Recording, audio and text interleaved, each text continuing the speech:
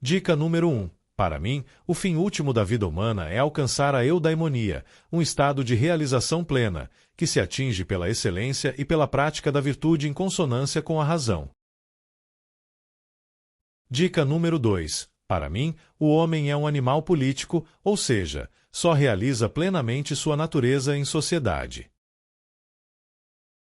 Dica número 3. Diferente de meu mestre, eu acreditava que a realidade estava no mundo físico e não em um mundo de ideias ou formas ideais. Dica número 4. Criei o conceito do ato e potência. Tudo o que existe tem uma natureza que pode ser realizada, isso é a potência. E algo que já está realizado, isso é o ato. Dica número 5. Para entender qualquer coisa é necessário conhecer a sua causa material, ou seja, do que é feito. A sua causa formal, qual é sua forma ou essência. A sua causa eficiente, quem ou o que a fez. E a sua causa final, para que serve, qual seu propósito. Dica número 6. Criei a ideia do motor imóvel, uma causa primeira e eterna que move tudo sem ser movida. Essa ideia acabou influenciando Santo Tomás de Aquino, que elaborou suas 5 vias para provar a existência de Deus.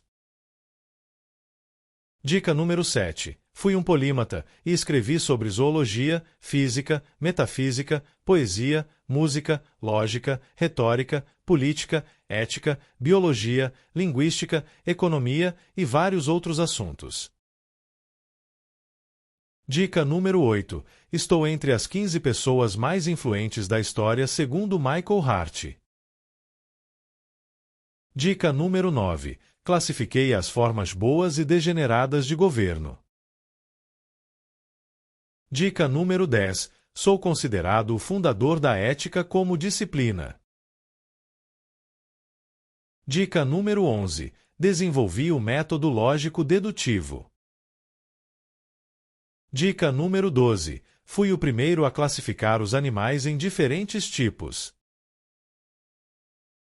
Dica número 13. Fundei a escola peripatética. Dica número 14. Escrevi a obra ética a Nicômaco. Dica número 15. Sou um homem do século IV a.C. Dica número 16. Fui um filósofo grego. Dica número 17.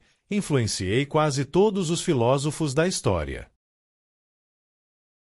Dica número 18. Fui tutor de Alexandre o Grande, quando ele ainda era um jovem príncipe da Macedônia.